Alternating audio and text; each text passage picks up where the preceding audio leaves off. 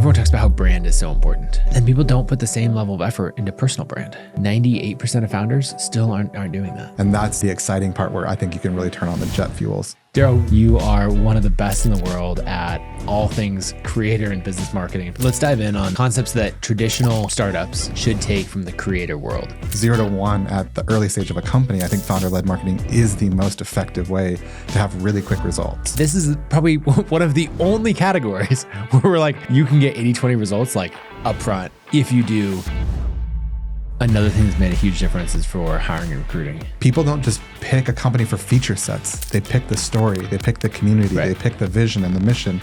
And I don't think that can be outsourced. Recruiting conversion rates, I bet it went up 25 to 50% based on personal brand. What are the 5 things that you would do with founder-led marketing being really impactful? I would get 1 podcast interview. We want to create a founding story, build out a little bit of a social presence, 2 or 3 case studies. And that will get you 90% of the way there. Exactly right.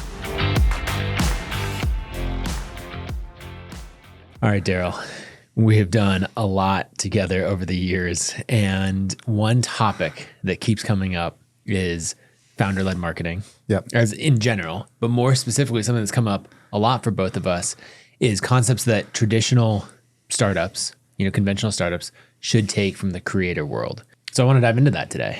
But before we do that, give the high level of Darrell Vesterfelt Holdings. Yeah. So the company is actually called Mount Haley Holdings. It's the company that encapsulates everything that I do. Underneath that, there's an agency called Good People that takes creator strategies and implements them into startups and traditional businesses. Also works with high-level creators to develop monetization strategies around their audience. So the intersection of these two things is startups are really good at converting people and selling, but not great at using the strategies of creators. Creators are really good at creating audience, but also don't know how to convert people. And so we serve those two audiences at that agency. That's it. I've got a couple other small projects. I got a consulting firm called Boomtown where I consult startups from $1 to $10 million in revenue. Mm-hmm. Yeah, there's all kinds of things there, but let's dive in on what traditional businesses, what these startups should do to, borrow from creator businesses. First, I think just to talk about it, there's this stigma that it has, especially in Silicon Valley, where the tweet that I've seen from time to time or the comment is something like, from a venture capitalist or an investor saying, once one of the founders in your investment portfolio starts, tweeting, writing blog posts, creating a personal brand, you can just go ahead and write off the investment because it's not going anywhere. And with like anything, there's an element of truth to it. There's probably a little bit where that has happened, right? Where founders have gotten distracted or something like that. But it's just, I think, a myopic view on the world. I agree. I'm curious for your take. Yeah, I agree. If I were an investor and I saw a founder beginning to develop a personal brand, I'd be excited. Mm-hmm. It'd be the exact opposite. Mostly because you and I have personal experience with founder-led marketing being really impactful at the early phases of companies and even later phases of companies. That's a really powerful thing. Again, I do think there are some pitfalls that founders can fall into in this realm, but it's kind of like the concept of the tide in the harbor rises and all of the boats rise with it. The development of a personal brand can actually have a positive impact on a company. Yeah, I think about how everyone talks about how brand is so important. Yeah. No one's going to come out and argue like, brand doesn't matter. Or, our company doesn't have a brand. It's like, well, the lack of a brand is a brand in itself. And you're going to talk about like, oh, Apple this and Airbnb's new brand here, or this other thing, right? Where brand is really important. And then people don't put the same level of effort into personal brand. And they think like, oh, that's vanity. And then you get into these situations where you're trying to recruit a team member and they're like, do I want to work for this person? I have no idea. There's no information. All the information I have about whether or not I want to work for this founder or this executive is what I've picked up in, a handful of interviews, right? As we're talking over Zoom, where they're mostly asking me questions, or you get into trying to get into a sales deal and someone's like, who is this person that's emailing me? Quick Google search. Nothing comes back. Yep. I think you have a few examples of, I do.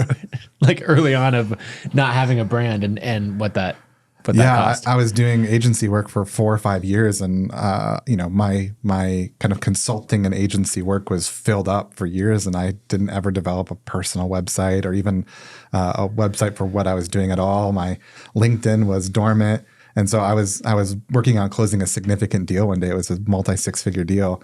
And the person came back like, I can't find you online. Like, is this even real? Are you trying to scam me? Like, do you even have, like, who works with you? Right. What case studies do you have? None of it existed. And so I remember staying up until like 2 a.m.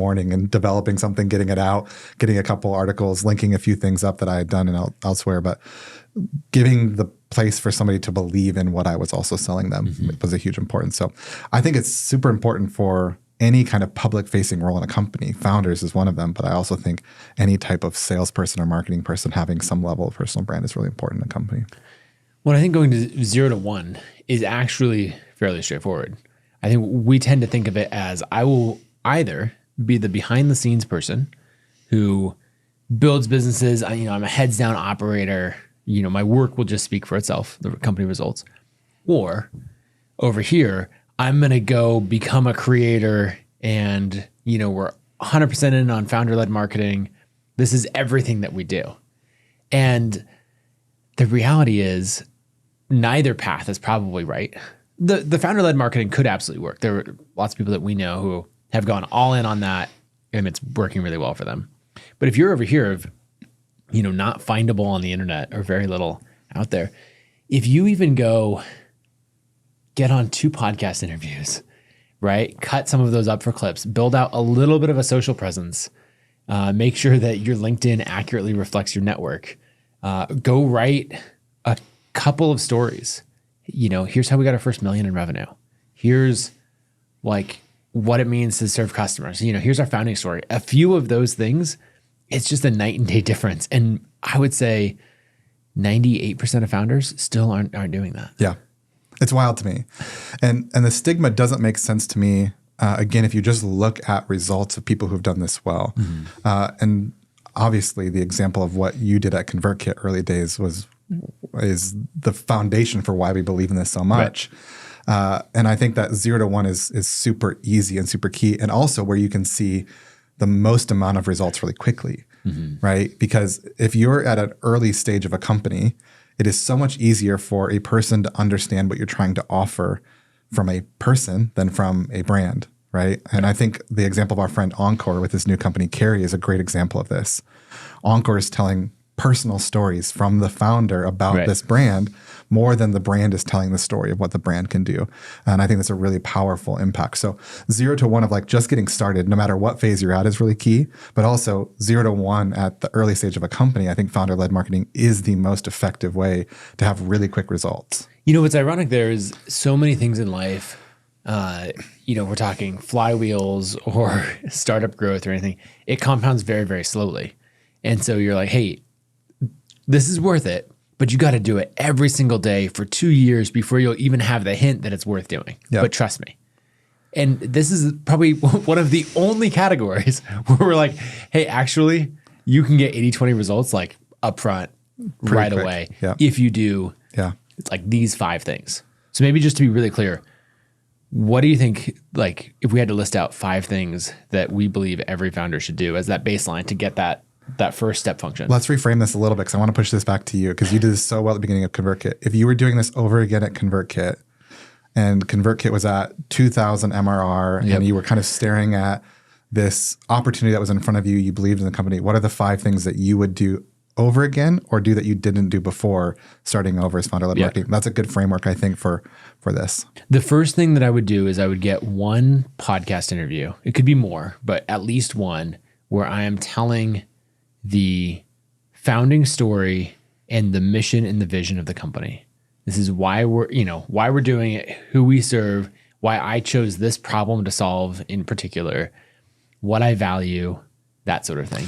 How would you go about doing that? And I want to dig in on this strategy a little bit more because I think it's important and there's a couple nuances here. What type of podcast would you look to find? How would you find it for somebody who maybe is like, well, I don't even know how to do that. How would you find that first one? I think, first looking in your network, right? Because if there's someone that can do you a favor, already thinks you're great, even if you could almost do it on any podcast where the production quality is decent and the interviewer is decent. Good. That's a perfect framework. So I'm not having to go to find a top 50 business podcast or try to develop a relationship with somebody. We're looking for an advantage of somebody. But here's one key thing. It has to be on video. Yep. Do not waste any time with an audio only podcast because we're trying to build, this is a piece of content to build rapport. Yep. And you need the video to do it. And if you're a Kit customer, by the way, shout out to having amazing production at your fingertips with the Kit studio in Boise and so you could even do that, right? If you're like, I can't find anyone on, to do a podcast with me.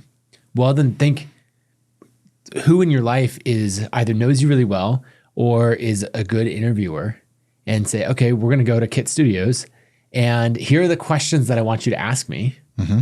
And you can invent a podcast. Yep. Right. That's great. And so this is like resourcefulness here. It's like if you have somebody in your network that makes sense, great. If the production quality is high, great. You kind of check the box. If you have somebody in your network, but the production quality is low, invite them to Kit Studio with you to do the interview. Right. If you can't find anybody, then make up a podcast episode like this at a location similar to Or this. you can hire someone. Exactly. Right? There's all these podcasters who are great interviewers, but their show might not be big yet. Mm-hmm. And so you could say, hey, for the about page on my website and my social presence, I need this content created. Can I hire you to interview me? And that's all you have to do. It's amazing. It's like, here, I'm going to give you, 5 pages of details about me, that sort of thing. So you can ask great questions. And yeah, that's all you need. There's a lot of great frameworks in that. I love that. So step 1 is get this podcast recorded, get it done on video, have it be good quality. And that is a foundation for what's to come. And from there, we want to create a few different things. One, we want the founding story in 3 to 4 minutes. And then that's going to be really helpful. And so we can cut it out of that. And then the next thing is you're not going to build a company without a team. And so you can actually cut another version of it that is a hiring video, why you should work for us. And on your careers page, that should go there, why you should work at Kit. And that's going to get into, it's going to be a bit of the founding story, what it's like to work there, where you're going, and you want to give people a taste of who you are. So that all comes out of the podcast. I think the next thing is the basics of the social presence, right? And so we're going to pick, I would probably go 3 platforms because we're going to at least set up basics there because you don't know who's going to, they're like, oh, all business is done on Instagram. What are you talking about? Or they're like, I've never been on a social platform besides LinkedIn. Yep. So for me, I would go X, LinkedIn, Instagram. Probably LinkedIn first and then the other 2 secondary. I think context is important here too. And it depends on the kind of company that you have. So I often think about picking the social platforms. I think 2 or 3 is the right amount. So I agree with you there. But what is the context of why people are there? Right? So for a B2B company, I don't think TikToks makes as much sense. Yep. I think LinkedIn makes more sense. I think Twitter X makes a lot of sense. And I think Instagram can make a lot of sense too. If I'm a CPG brand, I don't think LinkedIn makes as much sense as TikTok does. Right. So it's like, what's the context of the people who are there and the reason that they are there? And how does that best engage in your company? So picking your platforms is really important about the context of the user type, the demographics that are more likely to use those platforms, and also then the reason that they're there. So I think picking those out can be really, really key, thinking about context too. Yeah, and I think in the business case, LinkedIn is probably the one that you have to have. For sure. And then the others from there. Instagram is nice because you could have a handful of, you don't need to build out a full profile. It doesn't need to be all your vacations, but you could do, post a photo and it's like, oh, I'm in New York this week meeting with, these clients, at your team offsite, get a photo of, you all sitting around the table, like strategic planning for 2025. A few of those photos will get enough of on a Instagram. Yep. And then you can kind of just set it and leave it. But do that audit, like go through each profile and be like, okay, do I have the same photo on each one? Is that the photo that's tied to my Gmail, right? Or whatever, when I send out an email, that shows up. We want consistency. This is like such small details that are so key is like, don't have 3 different photos. So people are like, what's going on here? Who is this person? Yeah. It's some of those like really tiny branding elements that actually make a big impact. Yeah. And then, get someone else to look over your LinkedIn or whatever it is and go through like, I can actually think on my LinkedIn, there's some things that I should clean up. Do I need to include there that I interned for the state legislature in 2006? Probably not, right? Like I can let some of that drop to the next page or clean some things up or also something that people do all the time that I think is not very smart is they put on every single board that they were ever a part of or every volunteer group or that sort of thing. Yeah. And you go into LinkedIn, you're like, what is your, like, how long have you been working on this company? What are you doing? Are you, now everything looks like a side project. Yeah. And so having, thinking about that focus and story. So we cleaned up the social profiles. We've posted some of the clips, from the podcast, the founding story, some of those videos. And then I think the next thing that you need is 1 or 2 foundational essays. Yep. And these are the things, if you think of a question like, what's something that you believe that other people would find controversial, right? Or if you had to distill it down to what are the 5 biggest things that have made a difference in your life and career? Or for you, tell the story of why Mount Haley Holdings is called that, right? And let's get some of the arc of your career. Yeah. Because we imagine the scenario, we both work in a similar industry. You want to do work with my business. You send me an email and we've passed some basic checks. The email is short. It's well written. There's some good context. You seem like a legit person.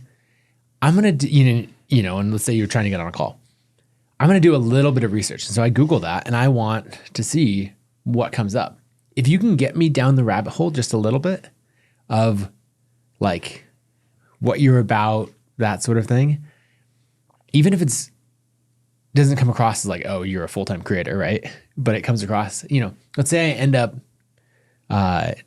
this is more of a clickbait heading or something, but if you're 5 lessons learned from growing up in a trailer park to earning my first $1 million, right? You don't even have to write as crisp of a headline as that. But if you could, I might find myself sucked down a rabbit hole reading that. And before I know it, I'm like, I like this Darrell guy. Yeah, let's get on a call. And the conversion rate goes way higher. I have a post like that on my LinkedIn profile where it has a picture of the trailer house I grew up in. And it talks about the advantages of growing up in a place like that, where it's kind of contrarian. Yep. That single post has done that exact thing for me several times. So, because if we're in startups, we're thinking about conversion rates all the time. Yeah. Right. Trial to paid, cold outbound email to call, demo call to close, all of that. And you're just why would I not increase conversion rates every single place that I can? Yep. And brand increases conversion rates. And so doing that in these specific areas makes a huge difference. So these 3 foundational pieces, I think there's a couple other types of content here that would make a lot of sense. Case studies would make a lot of sense. So, and you can get super technical, and I think that's actually okay because it's attracting the right type of people to you. But just tell the story. Show, don't tell. Don't tell me your company can do this. Show me that when you did it, how you did it, and as much detail as possible in a believable sense, right? And I think the type of case studies that you share here are super key too. So that can be another foundational essay type here where it's hey, watch how X person got this type of result from my company is super key for that foundational content too. Yeah, and I think if we can get to 2 or 3 case studies, you get diminishing returns past that. Because what we're trying to do is demonstrate expertise. And, is 10 better than 2 or 3? If they're all great, sure. But, there's really, really diminishing returns there. And exactly what you're saying of the level of detail, the specifics. I've hired a lot of designers and agencies over the years. And when they're here's the site that we started with, here's the process that we went through, here's where we ended up with the final result. It just gives so much confidence that you can deliver on that. Yeah. Is there anything else? So we basically have those 4 things of the podcast, the videos that come from that, social, the essay, and the case studies. The foundational content. Yeah. Yeah. I think that's that will get you 90% of the way there. That's a really good start. That's the foundation, I think, for everything else. That content done well, which if you're a founder of a company, you have some level of standard that you should actually just achieve for yourself, sets you up for what could be an entire amazing content strategy to build beyond that. And that's a little bit of the exciting part where I think you can really turn on the jet fuels. But one key thing is, if we think of the spectrum again, from no online presence or very, very little to like full-time creator, and you're like, I don't want to go that route. That's fine. If you do just those 4 or 5 things that we talked about, like you get a huge amount of value, and that will work for you for years. Correct. Like that probably has a shelf life of 4 to 5 years. Agreed. Like, especially if you do it in a studio or something like that, then, like, yes, if you're like, oh, I did that years ago on Skype, and it's like, all right, so that's probably, your stories Time to are start old. again. Time to do a refresh on it. But yeah, there's so many things. Okay, so that's basically the 0 to 1. Yep. Now, let's talk more about how personal brand plays into some of these interactions. I've got some stories. I'm curious if any stories come to mind for you of times where your personal brand in any way, or a client's personal brand has unlocked some deal or opportunity that they wouldn't have had otherwise.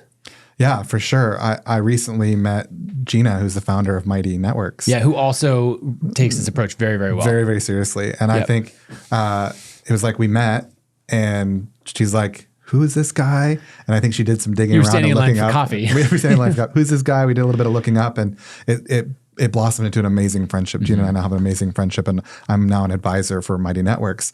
And that relationship, I believe, had something to do with being able to display the track record of work that I've been able to do through my personal brand. And by the way, I'm not creating content in the same level that you were at that time.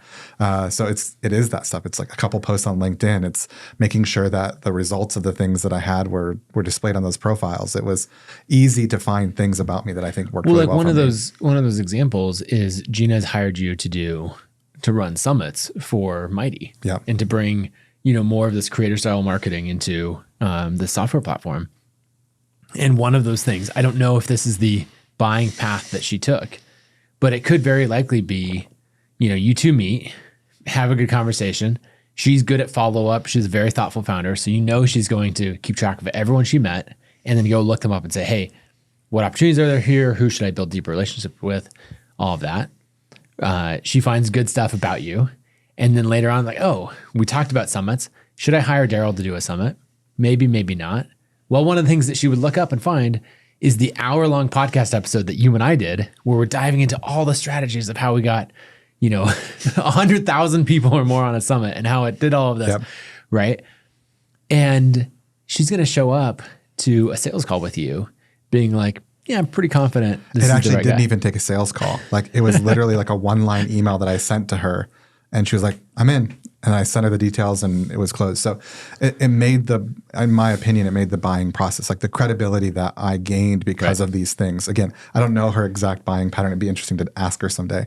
But these things spoke for themselves, right? She didn't need to ask. This is one of my least favorite things that happens inside of sales. And this is maybe how your personal brand isn't as strong as it could be. So it's like, hey, can you send me 3 or 4 references of your work? And it's like, that is such a stall in the sales process that I hate. And if that's happening to you, that is a check engine light that your personal brand is not strong enough. Right. Because people should know that you're credible this quickly or before they even show up for the call based on the content that you put out in the world. Yeah, and it's the intersection between personal brand and company brand. Yep. Right? Because that means that I tried to find well, here's exactly what happens. I like, let's say we meet. I'm trying to hire you to do something. We're talking through it. And I'm like, okay, I think this is going to be great. I go back to my team, and my team doesn't know anything about your credibility or all of that. They didn't have the great coffee meeting, the drinks at the conference or whatever else.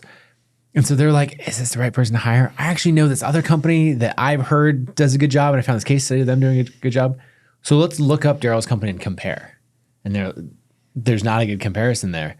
And so like, I think we should check some references before we pull the trigger on this. And so that question basically means I tried to look up your personal brand so that I can make a case either for myself or to someone else on my team, and I couldn't do it. And so can you help me out? Exactly right. And so in this case, right, you would link to some case studies of summits done, or you would say, hey, here's a podcast episode where I broke, in and a full hour, we break it down. Now, in this case, like Gina and I are friends, so we don't know if she ever watched that podcast episode or whatnot. But if she did, she's like, oh, okay, now here's someone that I respect interviewing this person I'm thinking of hiring as the expert. And it's like, and the trust transfer there is significant. I agree. And if I was selling educational marketing or doing summits, I would be linking to that podcast episode in the signature line of my emails. Yeah. Because it's just that, like the number of times that people are going to click through that, and it's like, make it easy to find the content that drives all this credibility. Exactly. So I have a question for you, Nathan. Obviously this was really good for you, and you've talked about how founder-led marketing was really impactful for the first early days of ConvertKit, now Kit. But Kit's now at $40 million plus of ARR. Yep. And you're obviously still investing in personal brand. Why are you doing that at 40 million ARR? Like why are you still investing? Why do you still do it? And I know that you have a team of people that's their primary focus is the personal brand of Nathan, the founder. Right. Why are you still doing it? And what are the pitfalls that a founder at your stage could have focusing on personal brand versus, traditional brand? Yeah. The first reason why I'm still doing it, it makes a lot of money. Like you could throw in things like, I love it, I get to meet great people. All of these things are absolutely true, but it drives business results. So a couple of examples. There's some things that come natural to me, like, the conversations on podcasts. I love that. Writing the newsletter. But then there's other ones, I'm not the person that's like consistently posting on Instagram and staying on top of that sort of thing. And I remember there was a creator that I was trying to close as a customer for Kit. And we had some conversations back and forth. And I was like, how do I stay top of mind without being like, I don't know what value I have to deliver to them. And I was posting some Instagram stories about the conference I was at in LA. And this person that I didn't even feel like I was friends with yet, they replied to my stories and was like, oh, it's great to see you, blah, blah, blah. And I was thinking like, oh, as a salesperson, you're like, how do I deliver value and how do I stay top of mind without being pushy?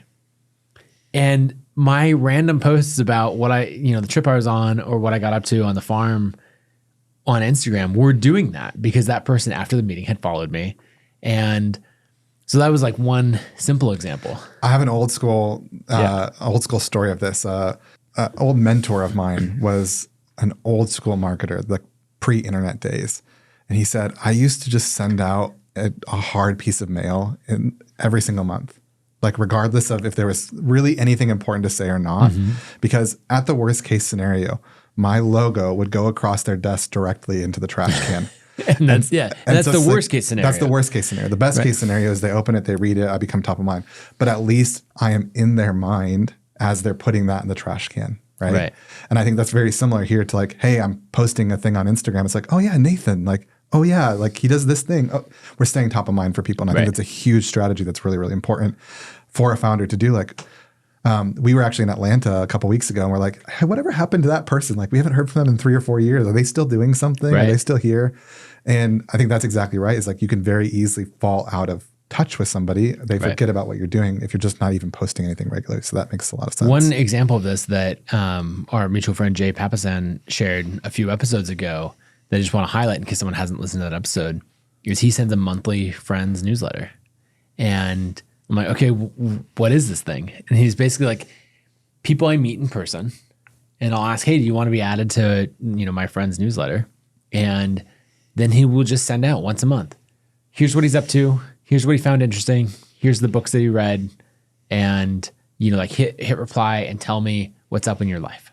Yeah, that's so smart. And it's just like this really thoughtful way to stay top of mind. And he's like in the 0.0001% of people who would do this because he spends 40 minutes a month to do this activity. It's crazy how easy it is just to stay top of mind with people. Yep. Those things are actually really important.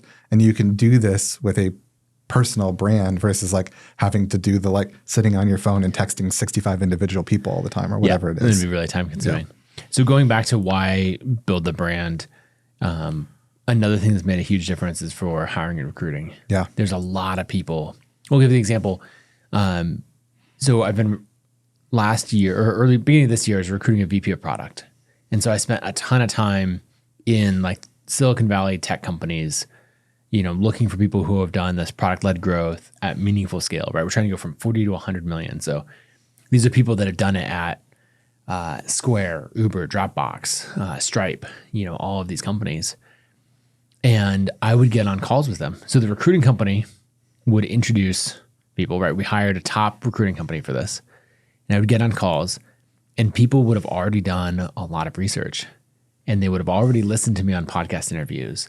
And I had some incredible leads and then ended up hiring this woman, Katie, who used to lead all of product for Square's e-commerce division, which is like, one of the biggest parts of the company. And she joined the company. And so much of it is because she fell in love with our mission and our product and how I lead the team and all of that. And she could do it from all the content that I put out there. And so I believe that my recruiting conversion rates, we're thinking about it as a funnel, right? So from awareness to basic interest to a call to multiple calls on from there, I bet it went up 25 to 50% based on personal brand compared to if that didn't exist. And actually one other tactic in here that I think anyone doing recruiting should steal this immediately is record a video that's like 15 to 20 minutes long. That's all the context about the state of the company, the role, all of that. Let's say I'm trying to recruit a COO or a VP of product, some high level role. I'm bringing them in to solve problems. And so just record that video as if you're recording it to one person. Just don't say a name at the beginning. Though I just learned that Loom now has a merge fields option that will AI fill We're living in the future. Yeah. So anyway, so if you do say the name in there, just upload it to Loom and they'll take care of it. But basically it's saying like, hey, I'm really excited to talk to you about the role. We've got, a lot of interesting things, but I want to dive in on the state of the company, what our biggest problems are, all of that. And just kind of give you the 20 minutes that we'd start our call on, but give it to you in advance so you have time to think about it and dive in and do that. And then I would either send it to them or the recruiter would send it to them before our calls. And it got people thinking so much. I had over and over again, people were like, I've never seen this done before in a role.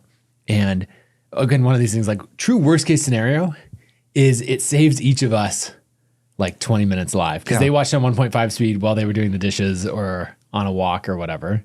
I didn't have to say, over 15 calls, the same thing over and over again. But then what I think is really magical is it got into a bunch of the problems of the business.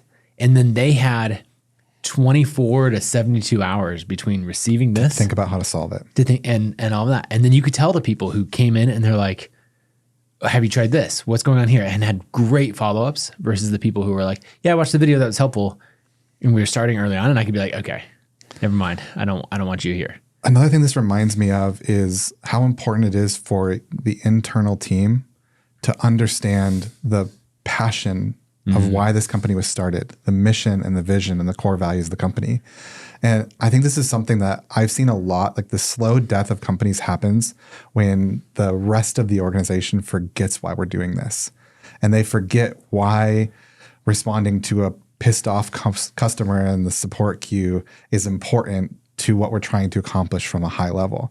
And I think you guys have some internal content that goes out to the team too, that is from you and from other members of the team that I think is also wildly important here. And that isn't just important in internal team, but this can be repurposed for external too. Like we talked about this on the episode that you did with me on my podcast is people don't just pick a company for feature sets. They pick the story, they pick the community, they pick the vision and the mission and those kind of things as well.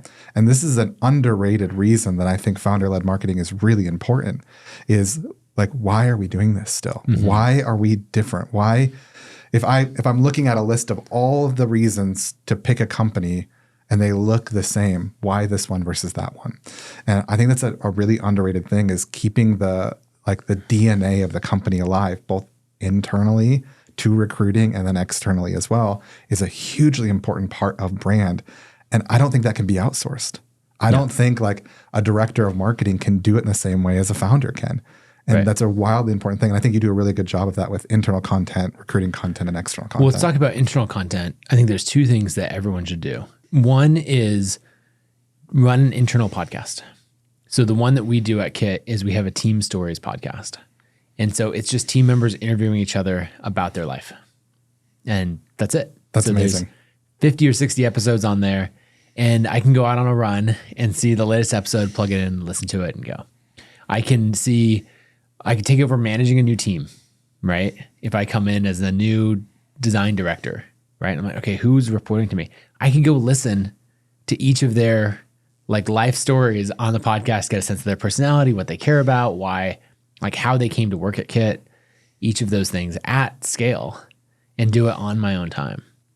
The other thing is getting into a habit of at least once a month, if not more often, sending out a video to the team talking about literally anything that's on your mind. Because what happens is, like when you and I were working together, we grew the team from, I don't know what, 7 to 30, 35, somewhere in there. That's wild. We were like very closely involved in everything, right? I talk to you almost every day. Yeah. And I probably talk to many, like even I talk to your direct reports pretty often. We're, we just didn't have the scale and the layers and that sort of thing that comes as you get to like, 80, 90, and then forget even 200, 500 team members. And so people will lose that personal touch unless you bring it back in. And so what we do at Kit is every week, one of the execs puts out a Loom video and just says, it's either, hey, here's how we're responding to this thing in the market. That was the one that we did this last week where Katie, our VP of product, and I jumped on. We like outlined our notes at a high level, spent 12 minutes talking through it, what we wanted to say to the team, what we wanted to communicate, and fired that off. Some will be just company updates, a deep dive into our marketing strategy, all of that, but that like steady cadence and having that leverage. Because then the other thing is a new team member comes, they probably you might have covered this in all team meetings the last year or whatever. They missed that. But if the recordings are there, of these videos of the team meetings, they can go back and catch up on that. Or if someone's saying, hey, what's our stance on AI and this thing? Someone can say, oh, just watch that video on it. We covered it. And there's like real leverage there. I love that. So what I'm picking up from this is circling all the way back around. The question was, why are you still doing this at 40 million ARR? Right. And what I'm getting from this is like it has multiple impact points. Oh, it everywhere. Has impact externally that can drive growth. Yep. And you said the line because it just makes a lot of money. That's great. Also in recruiting and also internally. Yeah. And this is what I want people to take away from this is I also know, because I know people on your team, they watch your podcast. Mm-hmm. And now they're seeing that the integrity of the founder exists when they're in small meetings with him, in large meetings, at retreats, when he's talking on stages, when he's doing podcast episodes. It's like, this is true. This is real. This is who we are.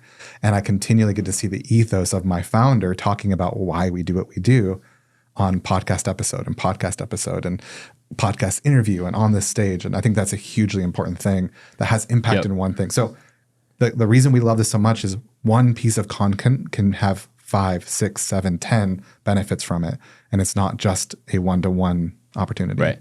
One thing I want to talk about, because you brought up the team, I believe this is something that you should do at any level in any organization.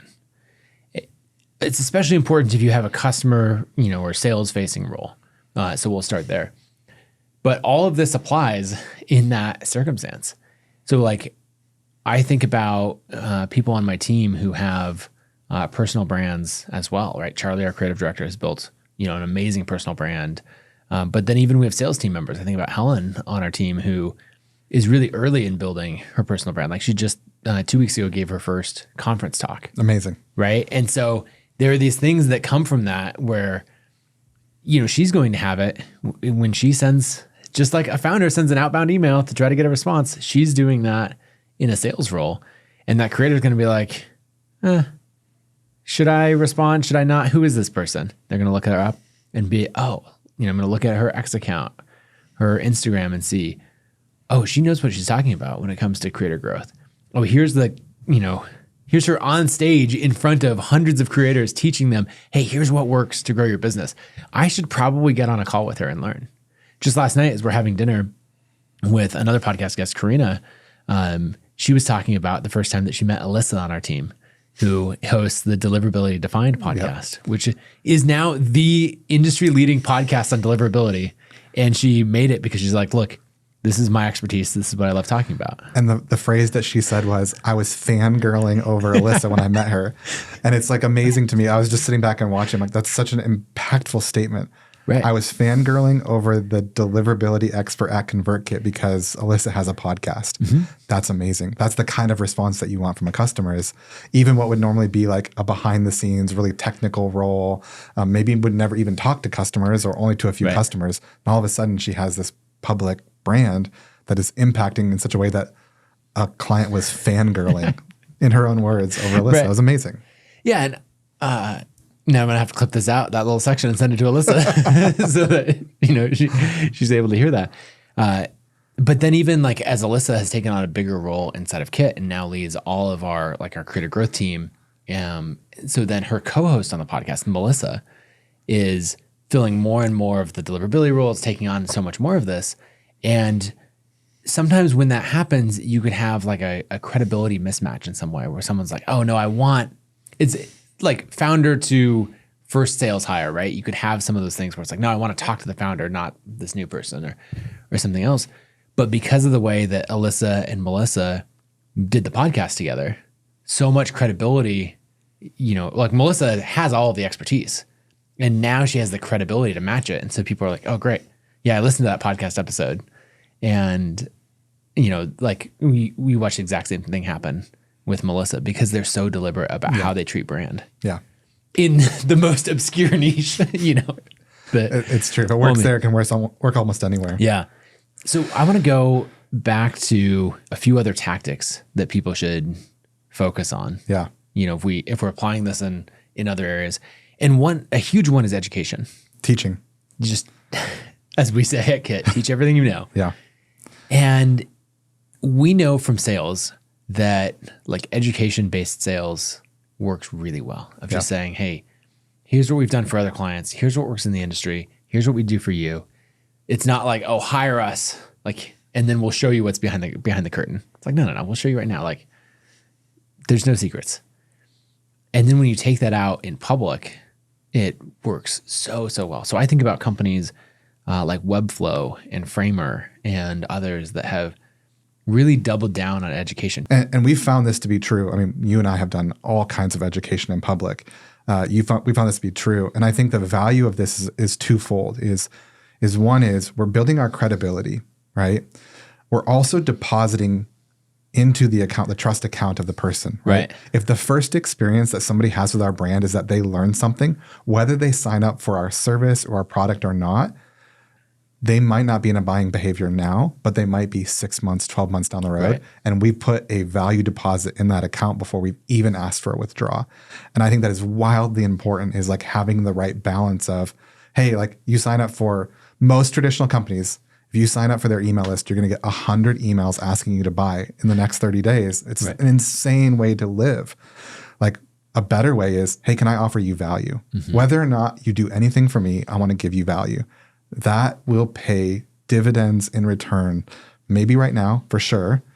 Definitely later. And then you start building this like snowball effect. Shout out to our friend Mo. But you build a snowball effect of like just giving to people. Right. And over time, over 5, 10, 15 years, it's impossible for that not to be a positive return for you. I don't know if this analogy works, but I'm going to try it anyway. I'm thinking about the deposit that you're talking about in these like the personal trust accounts that people have. Usually when you do that, I don't know, let's say I have $100 I've got $10 bills, and then I can decide, like that represents my time. And I can decide, okay, I'm going to keep depositing $10, $10, $10. Okay, I should probably spread this out a little bit. So maybe I can get to a good amount of trust with 3 or 4 people before I use up my $100 worth of time. What is interesting about the leverage that comes from personal brand is that you're making it once And it's like you have that infinite money supply. You're like, okay, I put $100 worth in to create trust, and I like gave out $10 to, 100 people, and I still have the same resource in the beginning. And so it's pretty wild because you get just this amount of leverage in trust building that you don't have otherwise. One thing that I hear often in this space is that like live teaching is dead. Webinars are dead. Large summits are dead. I hear all the time. I could like pull up LinkedIn posts of people basically saying it's dead. And I was actually with a company in Atlanta not long ago, and they're saying, we've tried doing these webinars and they just don't work. And I have a really strong opinion about this. Yeah. And I think that content that's not compelling is dead. Period. And I think the bar is higher. The bar is way higher. But the really easy framework for this, and this is the question I asked the lady I was having this conversation, would you show up for the webinar that you hosted? And she was like, it clicked. She was like, no. And I'm like, great. So then why are you putting effort into something that you wouldn't even personally show up for? And so what I've continued to find as I've continued to push into using live teaching as a strategy for growth is the bar is higher. But the good news is about this is you can have this framework of like, what is compelling that even I would show up for? Right. Or have conversations with your customers. Like, what is the problem that you have now? And what would you show up for? And make it compelling. This is why I love doing these summits now. And there are subtle ways that I can even make these summits more compelling is, hey, would it be easier for our team to do a 1-day summit? Yep, it would be easier. Does it seem more valuable to do a 5-day summit? It sure does. Hey, could we just record this and then just play the recording of it? We sure could. But what's more valuable is for that person to be live and that person to be able to answer questions live. Right. Okay, great. What's the standard that I'm going to jump over for? Like, would I even show up for this? Is this a compelling topic to even talk about? Is the way that I'm energetically showing up here a compelling way of communicating? These are just simple things that I feel like sometimes we get in our head of like, well, I've just got to do a webinar and I wouldn't even show up with this. So why are we even doing the effort for it? It's like, let's do the things that are just a level above. Like, standing out in this world, by the way, is not that hard. You just have to go like a step or two above what other people are willing to do. Right. And I think this is key. It's like, I think live trainings and webinars and summits are dead if you're not thinking about how it's actually compelling for your people. And like, by the way, I'm gonna give like a very strong opinion here. You don't have to get on there and sell. I don't actually think that is an important part of this process. Right. I would almost rather somebody just fills the value tank in a session like that than even is worried about a pitch. I've told clients before, if you're worried about the pitch, we won't even do it at all. Like the whole point of this is going to be to put your credibility out, to add value to the person who's going to watch this. And so it's like, I can relieve myself from this anxiety I have about having to sell live too. And so I think just value. How do I make this the most compelling? How do I make this the most valuable? And that is my hot take on this, is that the ones that are dead, like that is your check engine light of like, this isn't working because it's boring. It's not compelling. I wouldn't even show up for it.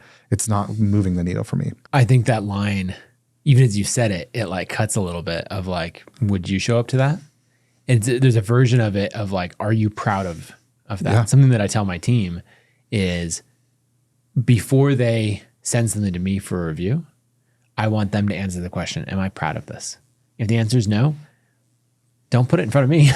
Like, get it to the point. Unless you're doing it of like, hey, I have this standard for taste, and the thing that I've made doesn't meet that yet. And I've tried these 3 things to try to close the gap, and it's not there yet, and I need a second perspective. Like, that's a totally different situation. I would love that conversation. And that framing gives me a different frame of mind to even show up to that conversation. Oh, yeah. So yeah, because then we're like on the same side of the table trying to figure out how do we make this great. But I love that question of, would I show up to this? Because I would say 95% of business content, like if the average business that makes $20 million a year listened to this podcast episode and said, we need to teach, I would say 95% of them would end up with a result that is something that we wouldn't show up to. It'd be the most generic white paper in audio form because most presentations suck, most training sucks. So I think it's important to dive into actually. How do we make good education if you don't come from that creator world, right? You're not trained in crisp writing, delivery of content, all of that. And you deal with this, right? Because you're building a summit for clients. And yeah, how are you navigating this? I think this has to be like one of the keys I think is important is I want the founder or somebody who's connected to the vision of the company to be in the room, right? Because I don't want them to be like, they need to be excited about it. And their excitement level is a barometer to me of whether or not we're representing the company at a way that is worthwhile or not. Right. And so this is like the way that I even asked that question is that woman knew in 2 seconds that the content that they were doing was not right. And so it's like, we just got to be that much dialed in internally to us and to the team. Like I can't go into a company that I'm not a part of in the same way and be like, is this compelling in the same way? I don't have the context that founders and key members of the team have. And so that's first of all is like, let's just meet our own standard of what's exciting and compelling. Second is, I would much rather, I don't think the founder needs to be the one delivering this. I think that it has to be exciting and compelling, and there has to be somebody good to deliver this content. So I think it's as much important about what you're teaching as how you're teaching it. So if I'm sitting down and it's the most valuable content in the world, but I can't even pay attention to it, I start checking my phone. Yep. So how is the compelling nature of it? It's very easy to hire somebody who can do this for you, who's very good at delivering content. Right. It's very easy to use influencers to teach this content for you. Like these are very common practices of having somebody who's really good at delivering this content. You would hire an MC for your conference. 100% you would. Why would you not hire someone for somebody that comes to mind for this for me was Tim Page at Lead Pages early days, right? Tim wasn't an executive of the company, right? But he was a very skilled teacher. My friend Ryan at HubSpot, very skilled teachers that create content on behalf of the brand where it's not just the content is good, but also the delivery is really good. And I think that's a piece where people miss all of the time. So those are the two things in my mind that are really important is the third is format. So what is the easiest way that somebody can engage in that format? I see people make this mistake all the time is they serve themselves as a company first. Oh, so they make it really hard. Hey, we're going to stream this inside of our app. It's like, why? Like, because that serves you first. Right. Someone's trying to drive monthly active users. And so they're like, oh, we'll get logins. Yeah. And so it's like, yeah, that makes sense. If the frame of mind or the objective is let's serve us first.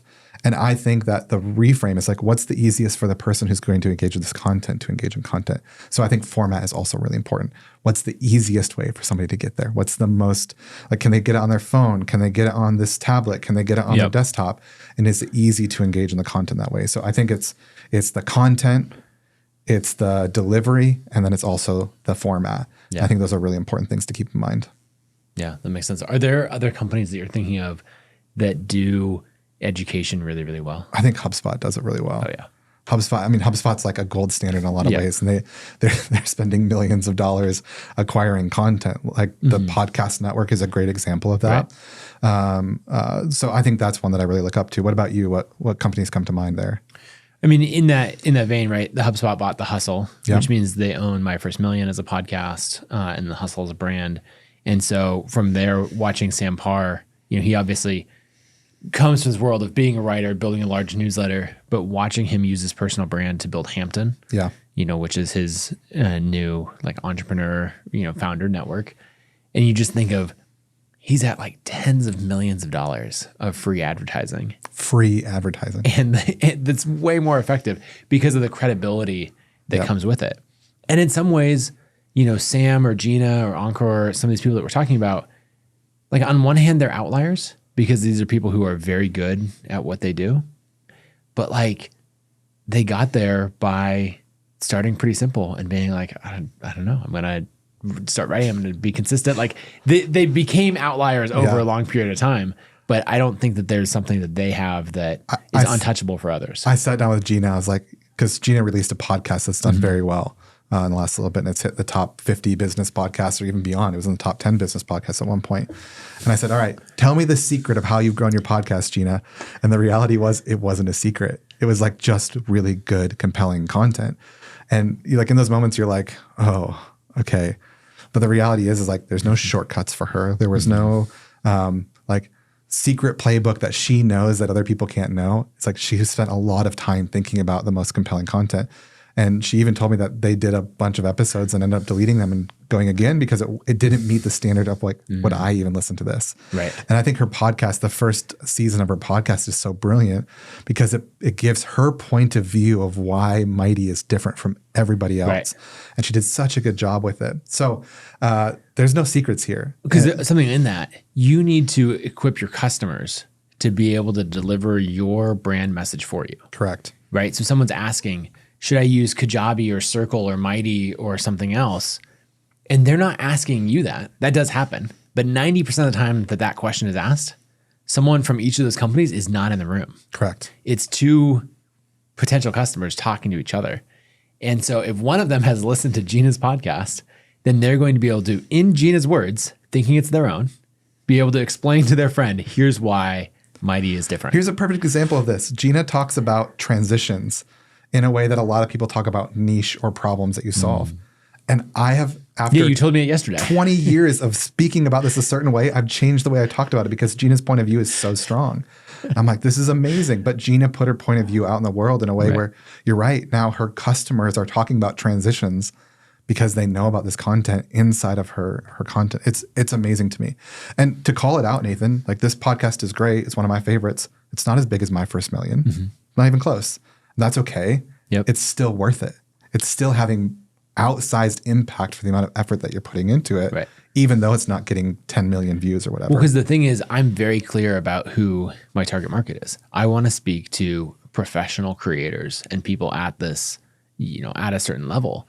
And so the number of times that I talk to someone, and maybe there's an issue in our product or someone else has a compelling offer or is giving away for free. The number of times that people come back and say like, oh, I learned, how to take my business from $250,000 to $500,000 a year from this podcast, like you make fans for life. Yep. And then especially as we've done the coaching format where people are, flying out to the studio, coaching on their business. And they're just like, I love this so much. Yeah. So you don't have to have a Sam Parr size podcast or a Gina size podcast to make this worth it. Yeah. We're talking right now, we're 5,000 downloads an episode is what this podcast gets, which on one hand is a lot. On the other hand, in the grand scheme of things, it's very, very small. Yep. And it's still worth it. There's one more. I know that we're one more topic I want to talk about as far as creator strategies that I think impact business in a positive way. And that's community. And I think developing community is an incredible way to continue to engage with your customers and with potential customers. And I think this is one that we don't have to spend a lot of time on this, but I know that building a community is an important part of what you do at Kit. And I think this is an important strategy that businesses can take from creators. Creators are building communities around all kinds of niche topics. Right. And I've seen a couple of people doing really cool communities. One example of a small company that is really impactful for them is my friends at Cast Magic. And they have built a community called Uploading, which is about how to use AI to generate content for your business and for your team in a way. And so this community is like, it's a really compelling topic. People have lots of questions about it. They host podcasts that are public, but then for the people who are part of the community, they get private trainings and they get to do Q&As with the podcast guests afterwards. And so they're building a community of people who are, some are customers, some are not customers, and they're building it in a community format that is positively impacting their business. It's one of their best growth levers is just creating content in the context of a community. But the value of community is that the customers and potential customers are interacting together. And so you've got people selling, it's like third-party advocacy. Is like customer X is now telling potential customer Y why this tool is great, and you're not having to do any of it. And there's a momentum that happens inside of community. So community is a really important strategy that I think businesses could really learn from, is how are we developing community between our customers? That's a great non-customers, and then the intersection of the both of those as well. Yeah, I think that's huge. And finding ways to get in person, like something that you'll hear a lot in like conventional software growth, for example, like Jason Lemkin, who's built a bunch of great companies and had exits and now talks a lot about building sales teams and scaling software companies. He's always talking about like get in person with your customers, like plan a tour, go around, a 5-city tour, get in person, do those things, go to the events, because it just makes such a huge difference. And you did this with first of all, we've done this. We go to conferences all the time, even when we barely had 2 nickels to rub together. Oh, yeah. It was important for us to get in person. You've done this with the Craft and Commerce conference, which I know you don't make a lot of money from, but it's an investment in the community. And by the way, like it's people's favorite event in the whole year. I know people who it's like a pilgrimage or like a family reunion. You also did this with your podcast tour where you took the podcast on the road. And again, I know that was an investment into getting in person with people. So there's lots of ways to be developing hosting community. Masterminds, hosting dinners, all those things. There's a playbook that we've done that we did last fall that we'll do again soon, where we said, okay, we want to show up in a city and in the most efficient way possible, touch all the right people. And so what we did is would plan in advance and try to get 5 or 6 in-person meetings. And so this is with top sales prospects, top customers, where you want to have that one-on-one time. And then the next thing from there is to host a mastermind. And so this would be a half-day event. We'd do this deep dive into flywheels, how to build flywheels in your business, right? So we're teaching our methodology that really differentiates us from any competitor, because no one else is talking about this unless they're copying us. And then that would get 15 to 25 of like the high level customers or prospects in the room. This great thing is when you got say 15 customers who are killing it and you let them invite their friends who might not be customers, or you're inviting prospects and you're delivering a ton of value. And then I would just overhear these conversations where someone's like, oh, I'm on ActiveCampaign. Should I switch to Kit? And there's like 4 people who are like, yes, absolutely. Here's why. Here's how I did it and all that. I don't need to sell in that situation. I've got 15 people who are my best customers who sell for me. And then the next level up from there is we would do the live podcast, where then to that we could invite, 100 to 200 people, and we create content live on stage. We're recording it. It goes out on the web. It generates a huge amount of credibility because it's like, oh, not only are you recording a podcast, but you're doing it in person, on stage, in front of hundreds of people. Okay, this must be worth listening to. And then finally, at the end of that, we'd have a meetup. And all of those, 100 to 200 people get to meet each other. We get to talk to them. And these days were absolutely wild. And their grind. Like, they were a total grind, but so worth it. And for me, you and I both have kids. And so, and all these other obligations. And so I was like, look, if I'm going to do this, I'm going to make the most efficient use of my time. And so I'd be in a city for 36 hours and would knock out all of those things. Oh, the other thing is I would go in person on other people's podcasts. So 2 days in Austin, I think I recorded 7 podcasts, had 5 in-person meetings, taught a mastermind, had 150 people out to a live event and a live podcast. And it's just like you can systematize that and knock it out. And and so I think community is a huge deal. And I think it's a really underrated strategy that, again, a lot of this stuff is like investments that have outsized returns long-term, but they also have immediate impact too. So I think those are the 3 real strategies that traditional startups can learn from creators that I think are going to have really outsized impacts on their business. One quick thing that I think I want to end on is just talking about systems and how you could do this in a way that doesn't take all of your time. It's not all consuming. So the first thing is batch recording content. Like, let's say you decided that you want to go 0 to 1.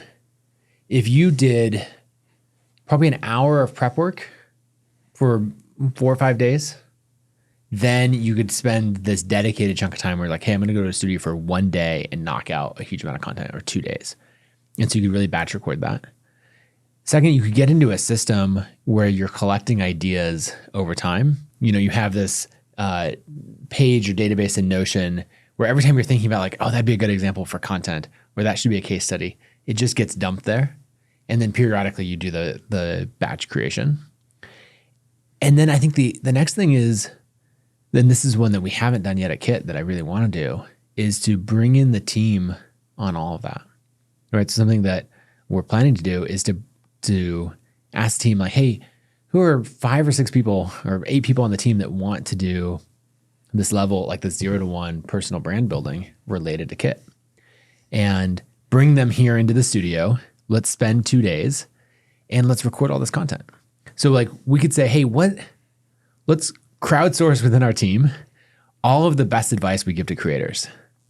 What does create every day mean to us? Why is that important? If you were going from 0 to 100 subscribers, how would you do it? Like just all of these types of things. What are the biggest mistakes that you see creators making?